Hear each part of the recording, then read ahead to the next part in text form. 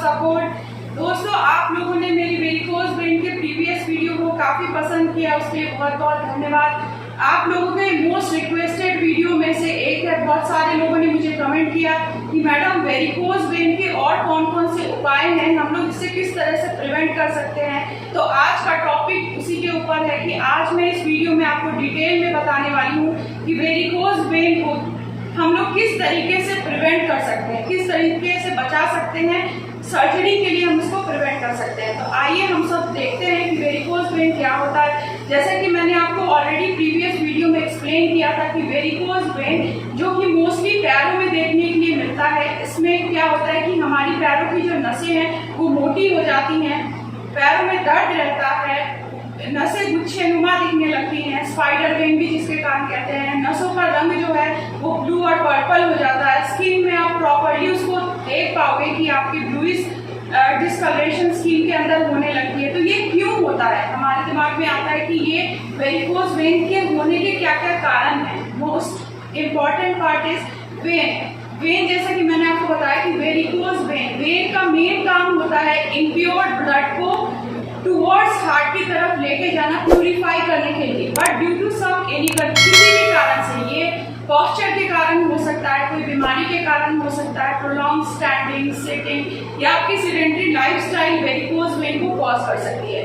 तो वेन की इम्प्योरिटी, जो वेन में जो इम्प्योर ब्लड है जो हार्ट की तरफ ले जाके प्योर करता है, उसकी एबनॉर्मल जो एक्यूमुलेशन है जो आपका, उसके कारण पैरों में इडिमा देखने के लिए मिलता है। तो इस वॉल में डिफेक्ट है, अगर किसी भी तरह का कोई प्रॉब्लम है तो आपको वेरिकोज वेन कॉज कर सकता है। दोस्तों, अगर मेरी वीडियोस आपको अच्छी लगती हैं तो प्लीज़ मुझे लाइक, कमेंट और सब्सक्राइब कीजिए, शेयर कीजिए अपने फ्रेंड्स फैमिली में और कमेंट कीजिए अगर आपको किसी भी टॉपिक से रिलेटेड वीडियोस चाहिए। आइए हम देखते हैं कि कौन कौन से जो इम्पोर्टेंट 5-6 मेजर पॉइंट्स हैं जिसको आप कवर अप करके वेरिकोज वेन को ठीक कर सकते हैं। तो most important point, not stand और sit for longer period. Means वैसे प्रोफेशन जिसमें आपको काफी लंबे टाइम तक के लिए खड़े होना पड़ता है, स्टैंडिंग जॉब है, लाइक फीमेल्स, जब आप किचन में काम करते हो 2 से 3 घंटे तक आप कंटिन्यूस एक ही पॉस्चर में खड़ी रहती हैं, उसमें क्या होता है कि जो दोनों पैरों के बीच का डिस्टेंस है वो काफी कम होता है और धीरे धीरे जब आप इसको रेगुलर डेली बेसिस में करने लगते हो तो आपके पैरों में एबनॉर्मल एडिमा, स्वेलिंग और पेन की शिकायत होती है। ये हमारा, जो कि पहले के कंडीशन में ऐसा नहीं देखने के लिए मिलता था। पहले की जो लेडीज होती थी वो जनरली घर में बैठकर खाना बनाती थी, तो उनमें ये कंडीशन काफी हद तक कम देखा जाता था इन रिस्पेक्ट टू अभी क्या है कि सारी जितने भी हम लोग डे टू डे एक्टिविटी है वो सब ऑलमोस्ट स्टैंडिंग पोस्चर में करते हैं। तो हमें अपनी लाइफस्टाइल को मैनेज करना है। नेक्स्ट, टीचर्स, जो कि मेरे वीडियोस में एक महाराष्ट्र की, मैं उनको थैंक यू करना चाहती हूँ, उन्होंने काफ़ी अप्रिशिएट किया मेरी वीडियोस को और एक्सरसाइज को काफ़ी फॉलो भी करती हूँ। उन्होंने बोला कि मैम मेरा टीचिंग जॉब है, मैं जॉब छोड़ नहीं सकती, एक्सरसाइज मैं रेगुलरली कर रही हूँ, तो और कौन कौन से मेजर पॉइंट्स हैं जिनको हमको कवर करना है। तो ये मैम आपके लिए है कि आपको सिटिंग में और स्टैंडिंग में कौन कौन सी मेजर टिप्स हैं और ट्रिक्स हैं जिनको आप फॉलो करके अपने प्रोफेशन के साथ आप वेरिकोज वेन को क्योर कर सकते हैं। तो उनके लिए है। नेक्स्ट वन है जो कि सर्जन है, जो काफ़ी लंबे टाइम तक के लिए ओटी में खड़े रहते हैं, या फिर वॉचमैन है, मिलिट्री मैन है, जो पुलिस मैन है, जो कि ट्रैफिक पुलिस में जो लोग काम करते हैं, तो उनका स्टैंडिंग जॉब है। आप जॉब छोड़ के रेस्ट नहीं ले सकते, आपको उसी अपने प्रोफेशन के साथ अपने लाइफस्टाइल को मैनेज करना है। और नेक्स्ट वन है सिटिंग जॉब। ऐसे जॉब जो कि आईटी वर्कर्स हैं, जो कि काफ़ी लंबे टाइम तक के लिए कंटिन्यूस कंप्यूटर पर बैठ के काम करते हैं, तो वैसे जो वर्कर्स हैं वो क्या होते हैं कि पैर कंटिन्यूस आपका लटका हुआ पोजीशन में होता है, सिटिंग पोस्चर में आप होते हो, आप एक्सरसाइज मूवमेंट नहीं करते, तो उनमें भी मोस्ट कॉमन है वेरिकोज वेन के। तो आज मैं इन दोनों standing as well as sitting में कौन कौन से टिप्स हैं, कौन कौन से मेजर एक्सरसाइजेस हैं जिनको करके आप प्रिवेंट कर सकते हैं। बीच में इंटरमीडिएट ब्रेक लेना है। सपोज अगर आप 9 to 10 आवर्स वर्किंग हो तो उसके बीच में आपको एक फोन में अपने अलार्म सेट करना है, वेदर 1.5 घंटे के बीच का हो सकता है, 2 घंटे के बीच का, टी ब्रेक, कॉफी ब्रेक हो सकता है। इन टाइम इंटरवल के बीच में आपको कौन कौन सी एक्सरसाइजेस करनी है वो आज मैं आपको एक्सप्लेन करूंगी। फर्स्ट वन इज कि आपको वॉक करना है। अगर आप बैठने का काम करते हो, सिटिंग का काम करते हो, तो आपको स्टैंडिंग का काम करते हो, मीन्स आप काफी देर तक खड़े रहने का काम करते हो, तो आपको पालथी लगाकर बैठना है। जब आप लेग को क्रॉस करते हैं, पैरों को पालथी लगा के आप बैठते हो, तो वो आपके लिए मैजिकल ट्रीटमेंट काम करता है। तो जब आप लेग को क्रॉस करके टुवर्ड्स हार्ट सर्कुलेशन काफी बेटर हो पाता है। नेक्स्ट वन इज, हमें बैठ के कौन कौन सी एक्सरसाइज है जो आप अपने ऑफिस में चेयर पे बैठ के कर सकते हो। फर्स्ट वन इज कि एंकल टो मूवमेंट, पंजे को चलाना है। इस तरह से आप अपनी कुर्सी पे बैठ के पंजे को चलाने की एक्सरसाइज करनी है। पंजे को अपनी तरफ लेके आना है, होल्ड करके रखना है, काउंट करना है 1 2 3 4 5 6 7 8 9 10 एंड देन रिलैक्स। ये हमारा पहला एक्सरसाइज है। दूसरी एक्सरसाइज में हमें पंजे को बाहर की तरफ लेके जाना है, काउंट करना है, इसी पोजीशन में हमें होल्ड करके रखना है और रिलैक्स करना है। इसी एक्सरसाइज को पहले क्लॉकवाइज डायरेक्शन में करना है। This one is third exercise जो आपको चेयर पे बैठ के करना है, clockwise and then opposite anticlockwise. इस तरीके से आपको एंकल टो की एक्सरसाइजेस करनी है। नेक्स्ट, जब आप चेयर पे बैठे हो तो और कौन कौन सी एक्सरसाइजेस हैं।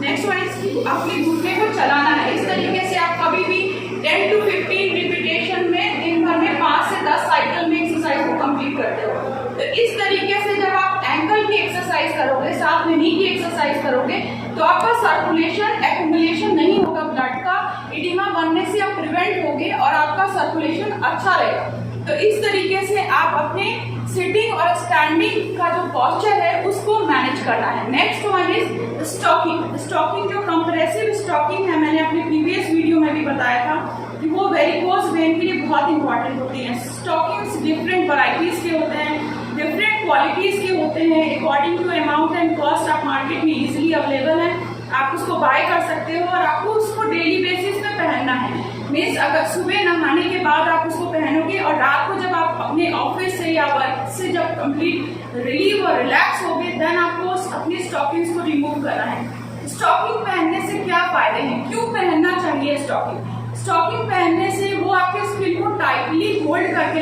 रखता है।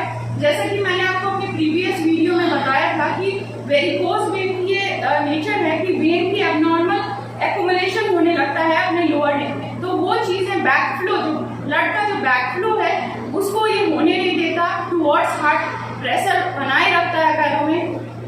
स्किन की जो एबनॉर्मल बल्जिंग है, जो आपको सूजन देखने के लिए मिलता है, वो भी नहीं करने देता, स्किन को टाइटली होल्ड करके रखता है। तो इस तरीके से स्टॉकिंग जब आप रिमूव करते हो तो आपको एक्सरसाइज जरूर करना है और जो डेली बेसिस के एक्सरसाइजेस हैं उनको करना है ताकि आपका सर्कुलेशन बेटर हो सके। थर्ड वन इज कि हमें कौन कौन से, जैसे कि सपोज अगर आप अपने वर्किंग आवर में हो या फिर अपने जो डे टू डे एक्टिविटी, उसमें कौन कौन सी एक्सरसाइजेस इंक्लूड करनी है।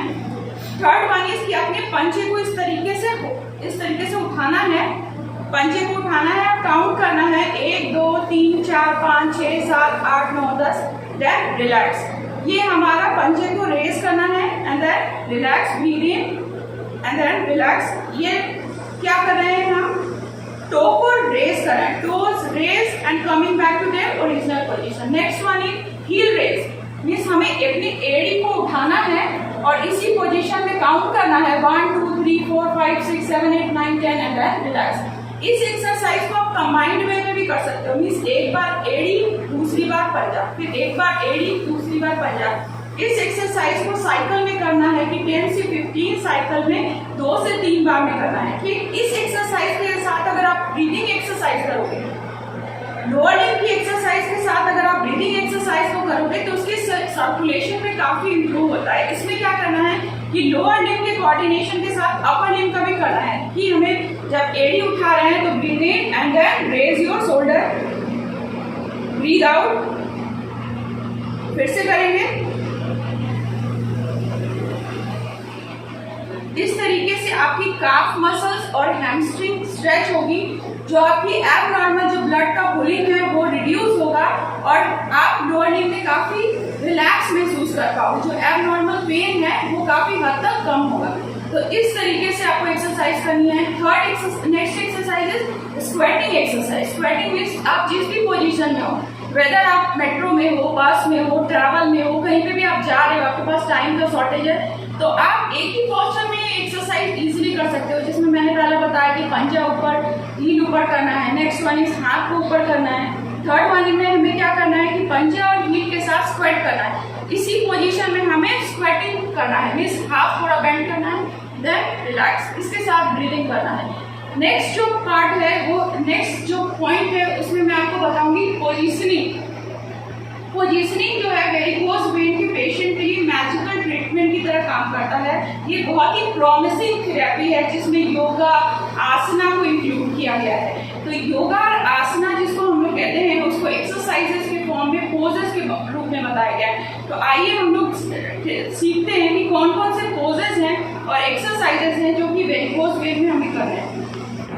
First pose is leg up the wall. इस तरीके से दीवार के सहारे लेटना है, दोनों पैरों को ऊपर की तरफ करना है। इसी पोजीशन में आपको 5 से 10 मिनट तक रहना है। जैसा कि मैंने आपको ऑलरेडी बताया था कि जब आप स्टॉकिंग्स उतारेंगे तो कौन कौन सी बेसिक एक्सरसाइजेस करेंगे। तो इस तरीके से लेटने से ना सिर्फ आपको वेरिकोज वेन में केवल आपकी एडिमा ही रिड्यूस नहीं होगी, सर्कुलेशन इंप्रूव नहीं होगा, वेदर आपकी अगर कोई भी पेल्विक फ्लोर मसल्स की स्ट्रेंथनिंग होगी, लो बैक का अगर पेन का शिकायत है, आपको कमर में दर्द का शिकायत है, वो भी आपका रिड्यूस होगा, जॉइंट पेन रिड्यूस होगा, इनकॉन्टिनेंस की शिकायत है वो भी रिड्यूस होगा, स्ट्रेस और काम फील कर पाओगे। तो इस पॉस्चर में आके आपको लेटना है और इस पॉस्चर में हमें 2 से 3 एक्सरसाइजेस करनी है। पहली एक्सरसाइज में हमें पंजे को चलाना है, इस तरीके से पंजे को चलाइए 1 से 10 बार, है ना, इस तरीके से पंजे को चलाना है। दूसरी एक्सरसाइज में आपको घुटने को मोड़ना है, बेंड करना है,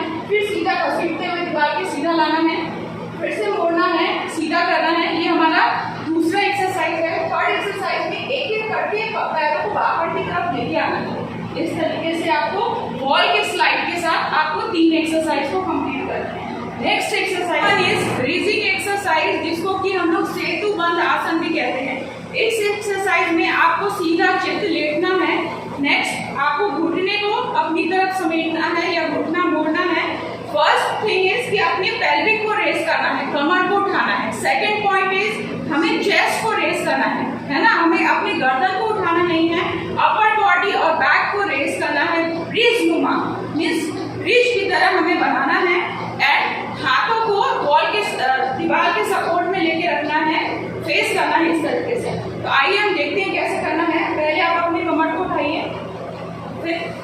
फिर सीने को उठाते हुए ब्रिज नुमा बनाना है। इसी पॉस्चर में आपको 1 से 10 गिनती तक रखना है और उसके बाद फिर धीरे धीरे सांस छोड़ते हुए पहले कमर को फिर छाती को नीचे की तरफ लेके आना है। ये हमारा दूसरा पोज है जिसको कि हम लोग ब्रीजिंग एक्सरसाइज कहते हैं।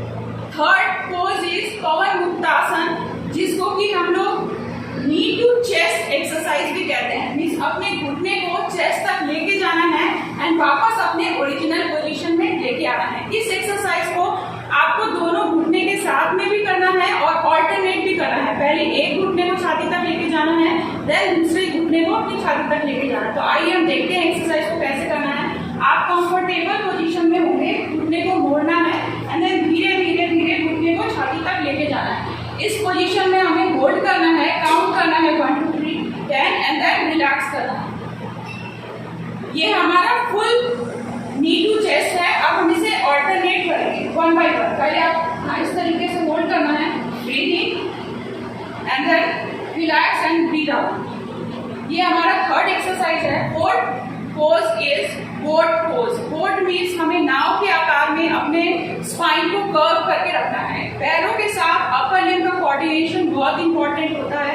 जैसे कि मैंने आपको बताया कि आप सारे लोअर लिम्ब की एक्सरसाइज कर रहे हैं तो आपको साथ में अपर बॉडी की भी एक्सरसाइज करनी है, न सिर्फ आपकी स्पाइन की स्ट्रेंथनिंग के लिए वेल एज आपकी स्पाइन और लोअर लिम्ब के कोऑर्डिनेशन के लिए भी बहुत इंपॉर्टेंट है। तो आइए हम देखते हैं कि बोट एक्सरसाइज, जिसको नौकासन भी कहते हैं, उसको हमें किस तरीके से करना है। इस तरीके से अपनी अपर बॉडी को उठाना है और पैरों को इस तरीके से रेस करना है और आप इसी पोजीशन में होल्ड करके आपको धीरे धीरे स्ट्रेंथनिंग के हिसाब से इसको इंप्रूव करना है। फॉर एग्जांपल, अगर आप 1 to 10 काउंट तक इजिली कर पा रहे हैं देन आपको 15-20 टाइम्स करना है। आप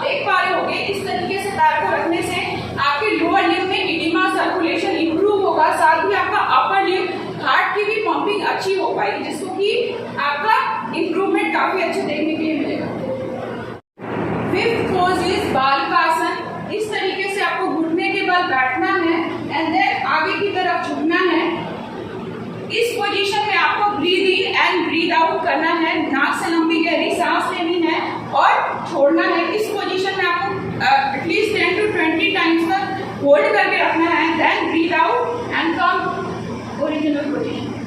इस तरीके से, जिसको कि हम बालकासन या चाइल्ड पोज भी कहते हैं। Sixth pose is Bandhasana. इसमें क्या करना है, आपको कंफर्टेबली बैठना है और दोनों घुटनों को अपनी तरफ मोड़ना है और दोनों हाथों से अपने पंजे को इस तरह से होल्ड करना है जितना आप कर पाओ। ओवर आपको रेजिस्टेंस, ज्यादा ताकत लगा के इस एक्सरसाइज को नहीं करना।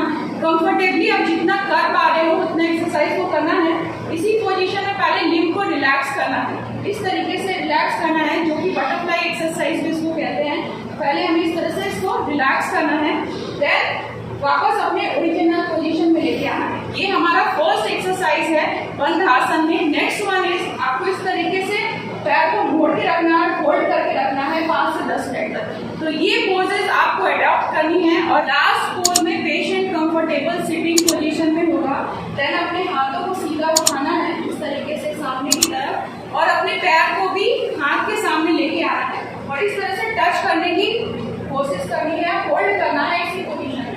घुटने को सीधा रखना है और इस तरीके से आपको होल्ड करना है, ठीक है। इसी पोजीशन में आपको वेदर आप काउंट कर सकते हो या फिर 5 मिनट का अलार्म लगा सकते हो, देन रिलैक्स करना। ये हमारा फर्स्ट है।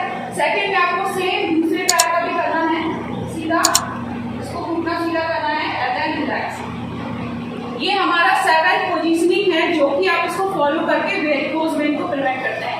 नेक्स्ट वन इज कि आपकी जो पेशेंट की लाइफस्टाइल है उसको मैनेज करना है। जो पेशेंट की सीडेंटरी लाइफस्टाइल है, वेट बहुत ज़्यादा है, तो उसके लिए आप स्विमिंग, आपके इंटरेस्ट के ऊपर है, आप उसको स्विमिंग, जॉगिंग, पिलाटेस, कुछ भी एक्सरसाइज जो कि आपको इंटरेस्ट हो उसके लिए आप जा सकते हैं। नेक्स्ट वन इज जो आपको डाइट कौन कौन सी लेनी है, कौन कौन सी इंपॉर्टेंट डाइट है जो कि आपको वेरिकोज वेन के पेशेंट को देना है, जिससे आप उसका इम्प्रूवमेंट और अच्छा आपको देखने के लिए मिलेगा। जिसमें कि मोस्ट इम्पॉर्टेंट है जिंजर, अदरक, मेथी के दाने, जो कि मेथी जनरली हम लोग मसाले में यूज करते हैं। नेक्स्ट वन इज रोजबेरी सीड्स हो गए या फिर एप्पल वेनिगर हो गया, ग्रीन लीफी वेजिटेबल्स हो गए। वैसे चीजें जो कि आपको की ब्लड को ठीक करती है और सर्कुलेशन को इम्प्रूव करती है, उन चीज़ों को हमें अपने डाइट में इंक्लूड करना है, अपनी लाइफस्टाइल को मैनेज करना है। जैसे कि आपको पता है, जब आप हैप्पी होते हो तो आपकी एंडोर्फिन अच्छी सेक्रेट होती है, आप स्ट्रेस रिलीज कर पाते हो, आप काफ़ी काम होते हो, तो आपको ऑलरेडी सारी बीमारियों से प्रिवेंट करने में आपको हेल्प होता है। तो आई होप आज का वीडियो आपको समझ आया होगा। अगर इस वीडियो से रिलेटेड, टॉपिक से रिलेटेड अगर कोई और भी पॉइंट है आप जिसको डिस्कस करना चाहते हैं, तो प्लीज़